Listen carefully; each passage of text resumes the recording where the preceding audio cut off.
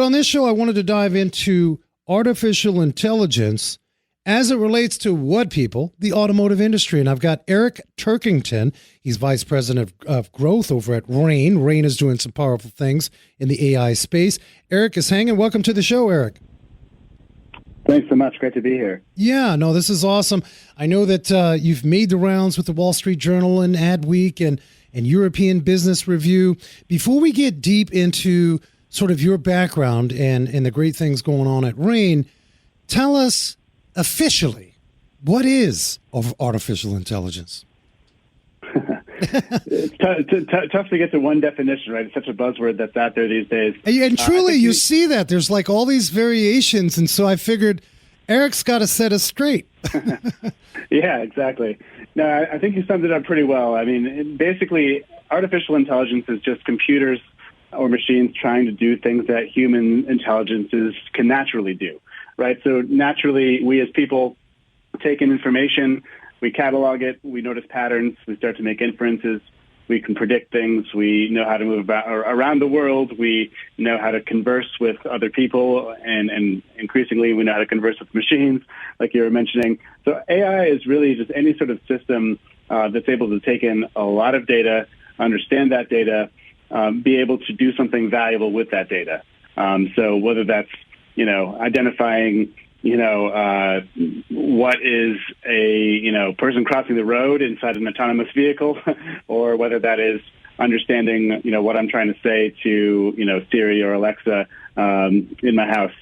That's basically the same principles underlie it. You've got to take in that data, train the system, so that the system knows what to do with those inputs, and then it generates some sort of an output that hopefully is valuable to the user. Yeah. So the field that I'm focused in is really conversational AI, as you were saying, which is sort of the full spectrum of voice technologies, right, from hearing speech to understanding speech to generating speech back to people that's useful. Yeah, and I'm sort of reflecting on this, and many listening may say the same. Why aren't we humans good enough with the way we are? I mean, how did we determine, if I can ask? And I think it's a fair question. I know technology always advances, and we move on, and it's to the benefit of our lifestyle and technology and so on. But when did somebody decide that we as humans need this extra intelligence, if I could ask that?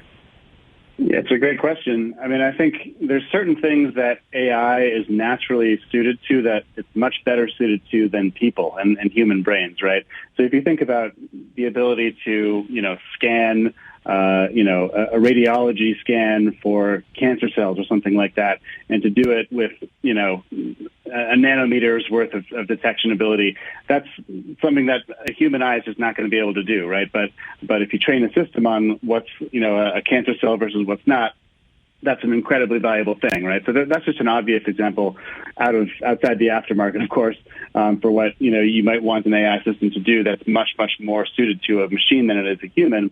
But when we talk about things in the realm of conversational AI and, talking to machines versus talking to people, I think it boils down fundamentally to a few things. I mean, everybody wants everything faster than they get it today, and oftentimes we don't even want to talk to a human increasingly these days. There's a huge trend towards self-service, right?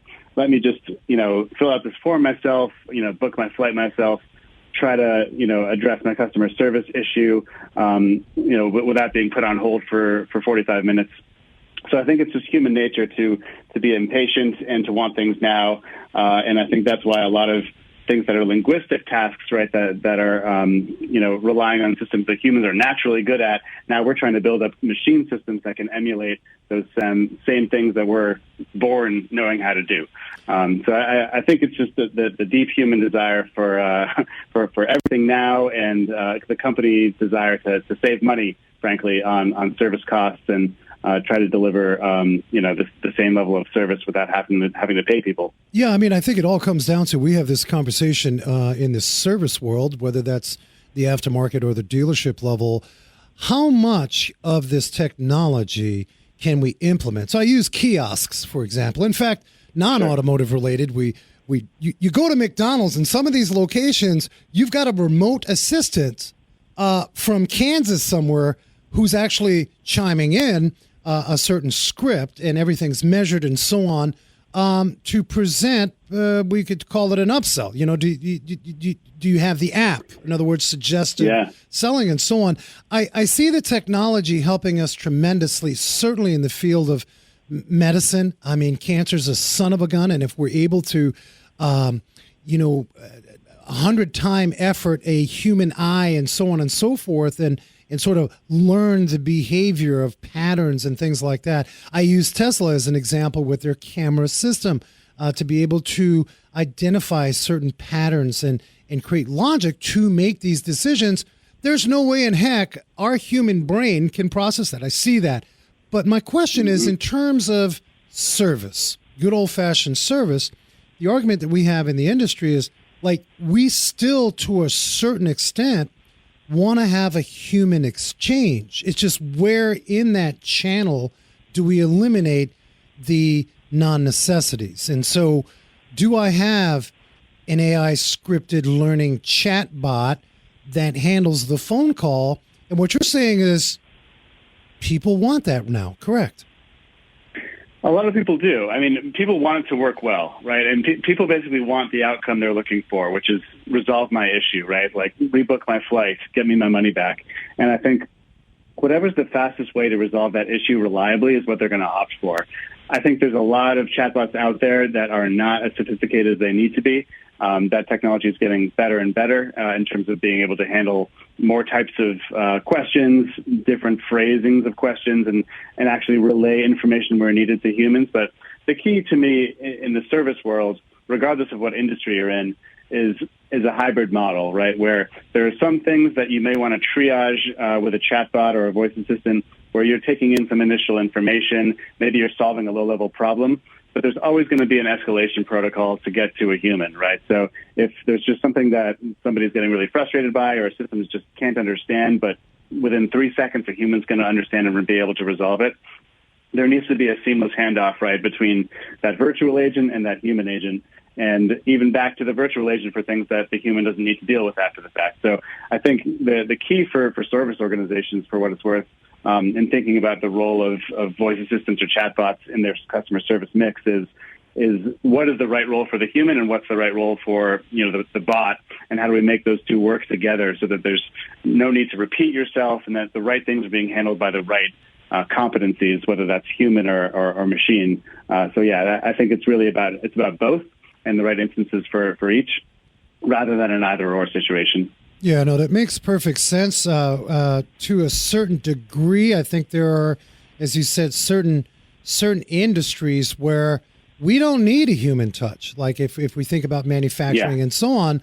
But I do agree with you on the service level side of things. In fact, before we dive into the automotive space and how AI is truly making change by the way of productivity for automotive technicians, we got to talk about some of the brands that you have worked with. I want to dive into sort of the fast food space. I'm sure we can mention Starbucks is all about productivity. How do we not compromise the quality?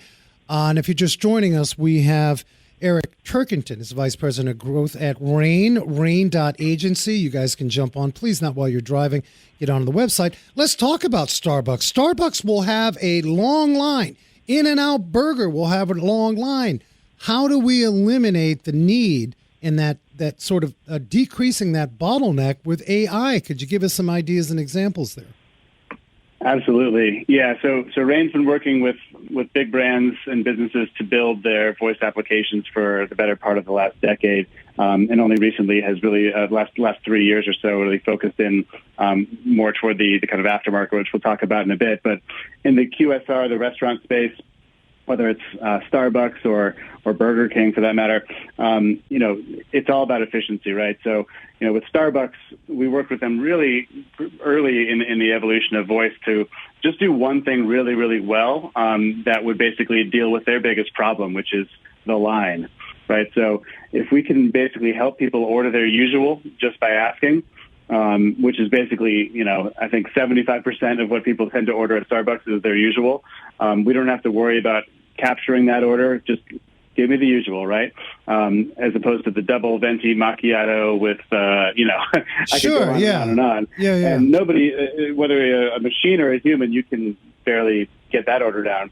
And so with Starbucks, we were able to actually increase the frequency with which people ordered if they were ordering by voice, because it was just so easy. Just give me my usual, and I'll pick it up when it's ready, as opposed to having to go and wait in that awful drive-through. You mentioned earlier a really good comment about drive-thrus, right? So every quick service restaurant now is thinking about how can we automate the drive-thru to make our staff more focused on, cooking or serving the customers that are inside the store. But the upsell thing is really interesting too, where voice assistants actually do a great job of upselling customers because it's built into their logic.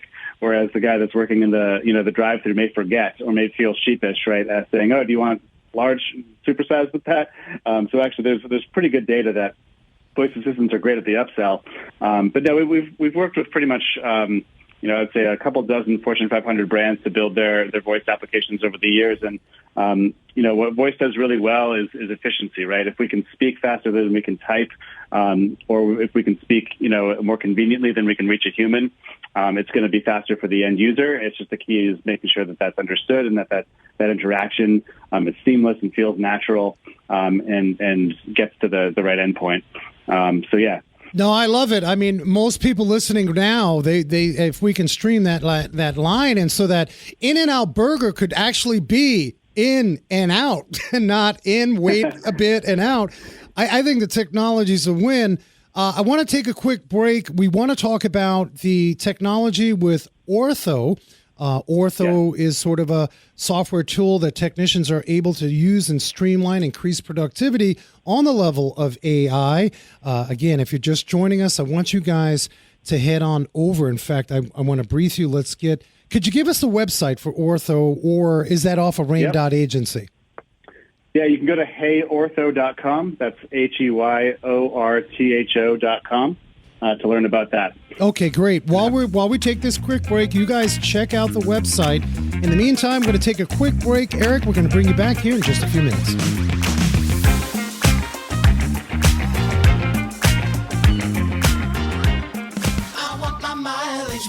Of course you want your mileage back, and all the extra money you've spent feeding an engine gunked up with carbon. Your car needs its fuel system cleaned, and it needs it now. You need BG44K. It's the one dealerships use the most. In fact, they use BG44K almost 3-to-1 over any other fuel system cleaner made. To find a shop near you, go to bgfindashop.com. That's bgfindashop.com. I got my mileage back. BG. Bolton Technologies Automotive Software Solutions. Auto repair shops that have Bolton Technologies software provide customer vehicle condition reports, including photos and text, real-time digital reports, multi-point inspections, estimates, and repair information at your fingertips. Info at boltontechnology.com. Donate your car for a great cause. The ASC Educational Foundation. We talked about the potential of you going out and buying a vehicle. Maybe you want to trade up or donate. Donate people to a good cause. The purpose of the ASC Educational Foundation is to provide educational and training opportunities, scholarships, endowments in the field of automotive repair and maintenance. People, they're giving scholarships. They're raising money. They need your help, and the way you can do that is contact them. You can get on ASCEF.org. Bruce Cameron Memorial Scholarship received, was able to go to school with that scholarship. People, they're giving scholarships. They're raising money. Donate your car for a great cause. And a big shout out to ASCCA out in California, a bunch of great shop owners. Take that car. ASCEF.org. Donate your car for a great cause. All my technicians and shop owners, get ready. 2023 AVI Conference is happening right in beautiful Marriott Sanibel Harbor Resort and Spa in Fort Myers, Florida. January 12th to the 15th, 2023 AVI Conference. AVI is an accredited ASC training provider. You know them well, offering very progressive courses in the arena of hybrid and EV technology. You gotta know, because it could be in your service bays. And in all reality, we're talking about diesel technology as well as engine performance. Register today. Book your event ticket. You can visit aviondemand.com. I will be in-house. I'll be teaching a course on marketing and small business strategies and tactics for the service bays. aviondemand.com. Parts Authority Auto Parts Superstores, nationwide locations. You know, one of the problems that I can have working in my garage is parts aren't delivered on time. The quality isn't there. Well, guess what? Who's yelling at me? My clients, and they're likely not to come back. Well, the Parts Authority Auto Parts Superstores, amazing service, knowledgeable counter folks, a complete line of original equipment, parts that our customers deserve. If you're an installer, get on to partsauthority.com. Check locations nationally near you. partsauthority.com.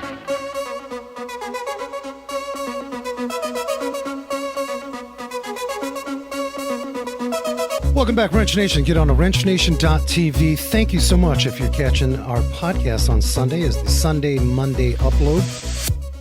We thank you guys. We've heard from you.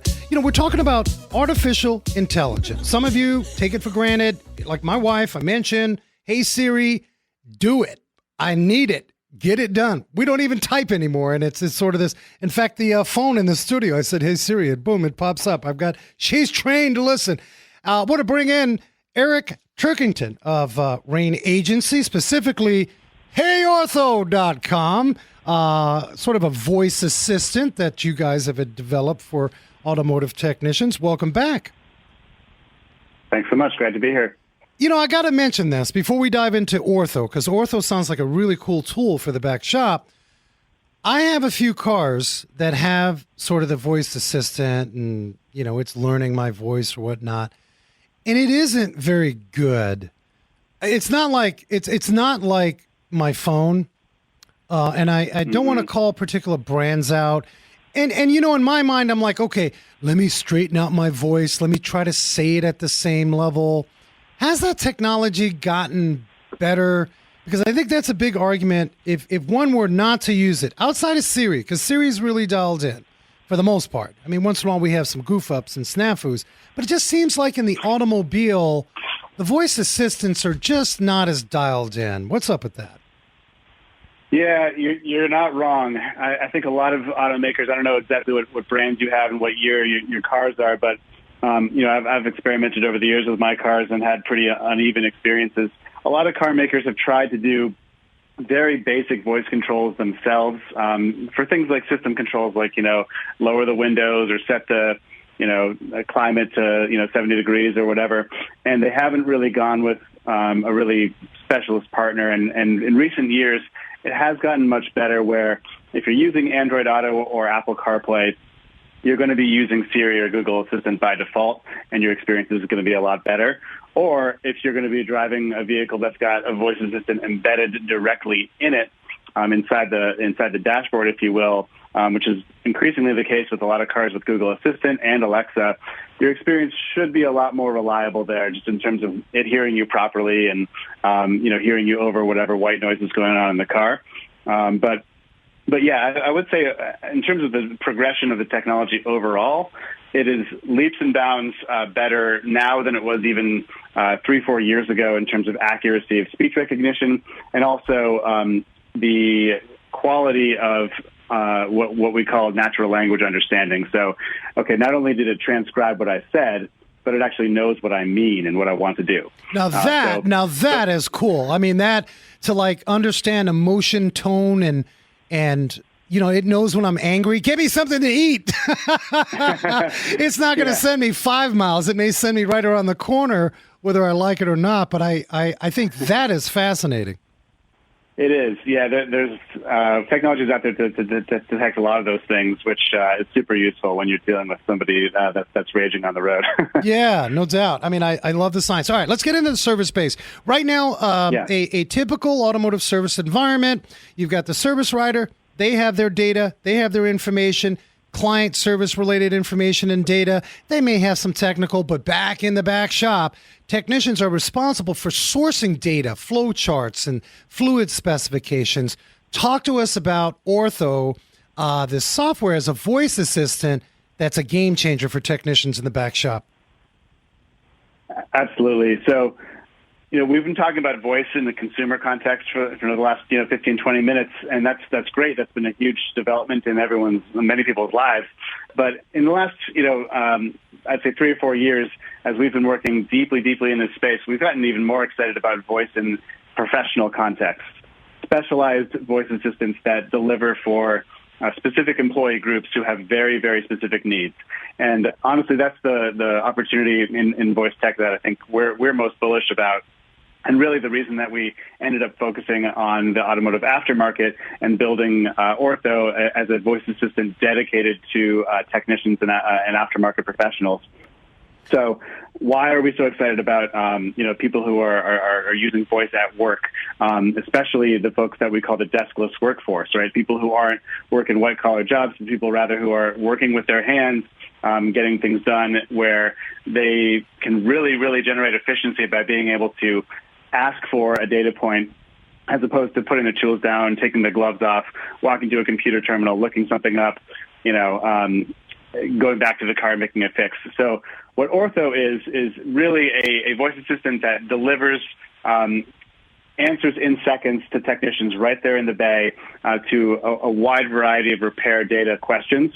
So we've got roughly like 140 or so different specs, fluid types, diagrams that you can call up just by asking. You effectively say, "Hey Ortho, show me the wheel nut torque on this car," or "Hey Ortho, what's the transmission service bill?" Or "Hey Ortho, show me the serpentine belt routing diagram." And within seconds, you have that answer delivered to you on a tablet that we provide. That tablet has been optimized for voice input. So we've got two really high performance mics built into it. I got to stop you there because that seems to be that, and I just had to interject because a lot of technicians that may be listening now, there's two things that I'm hearing. This sounds great, but some may argue, well, wait a minute, I can just search Google. Now, not that Google is the end all cure all. Sometimes that sends us down a rabbit hole. Yep. This program, Ortho, is actually dialed in specifically for the language of the technician. Is that correct? That's right. Yeah, absolutely. And the data source that we're incorporating is actual OEM data aggregated by motor as opposed to whatever you may find on the web, right? So we are shortcutting directly to, real verified data that, is OEM provided. So yeah, absolutely. We designed this product really with an eye to minimizing distractions and keeping exactly the information you're asking for what's delivered. So it's delivered two ways. You hear it back as a response. So you might get a 140 pound-feet for a torque spec, but you also see that on the screen if you want to just glance at it. And it's always listening, right? So it's as simple as staying where you are right there at the point of service, keep wrenching, get the information you need and move on. And so, yeah, it's been pretty transformational, I think, for the people that we've been working with so far. We're in a couple dozen shops, and users are reporting saving upwards of several hours a week just by saving all of these computer lookups and being able to get answers, again, like within seconds, as opposed to the minutes and sometimes many minutes it can take in traditional whether you're using Google or whether you're using, legacy repair databases that you probably subscribe to. Yeah, I mean, this is huge for those listening, not familiar, and I don't expect you to. You want to go to a garage and make sure they're certified, they're fixing your car properly, no song and dance, no surprises. But in the back shop, like any other productive environment, I mean, minutes add up to hours, and hours add up to lots of money in wasted time. And so I'm excited about this, and I do have to say we have been caught out there gathering data in the wrong place, which is hashtag fake news for specifications, which is a nightmare. If you're not getting the right specs, I think of rear differential fluid, if that's not done properly, it's good night, Charlie. So it's good to hear that you're synchronized. Motor is motor's been around for got to be over 100 years. I mean, back in the day, we bought the big motor 1 foot thick books before the age of internet and everything computer. So that's awesome. I got to ask you, we have just a quick moment. Where is this going? I mean, technicians need some serious help in the back bay, and we're dealing with, I always say this on the show, 100 million lines of code for that F-150. Can this turn into more logic by the way of, I joked around a year or so ago on the show and said, Alexa, tell me how to translate this code, and here's an engineer giving me a flow chart. Where is this going with AI specifically for the technician? How do you see this coming? Yeah, I think getting specs by voice is just almost like a gateway drug to a lot more exciting things that they could do. I mean, whether that's pulling up a wiring diagram, interacting with that wiring diagram by voice, zoom in, show me just the red wires. I mean, you can start to imagine, a lot of really powerful things that are still in the repair data space, but that are starting to get a lot more sophisticated. You could also think about things that are kind of running inside the SMS, right? Every shop's got a shop management system nowadays, which is a huge repository of data about everything going on in that shop. Imagine if you could just get any sort of data point out of that just by asking when you're on the go or with the customer. Or think about vehicle inspections, right? What if you could do a voice-powered DVI that basically walks you through the steps and allows you to just speak in the values of how that car's looking? There's a lot of different use cases, I think, just in terms of what the technicians can do with voice. Ordering parts, understanding parts fitment, checking inventory, all of these things, I think, are absolutely things that are on our roadmap, and I think are going to be transformational for technicians who really need it, since they're in the shortest supply and the highest demand, and customers need their vehicle serviced properly, and with the burden of efficiency on these technicians, you need to know that they're both doing it properly and doing it quickly, and hopefully passing those savings on to the customer. So we're really trying to make sure that we can deliver for the techs, and by extension deliver for auto motorists by doing that. Yeah, an efficient repair, a happy client. I mean, a comeback is just deadly for everyone by the way of our metrics and how we lose clients. So I'm a shop owner, I'm a technician. I want to find out more. Where do I go? HeyOrtho.com. That's HeyOrtho.com. And yeah, absolutely would love to hear from any listeners. We're offering a free trial, and would love to demo for anybody interested. Excellent. I will have this in the show notes. Eric, thank you so much for joining Wrench Nation. Thanks so much. Great to talk to you.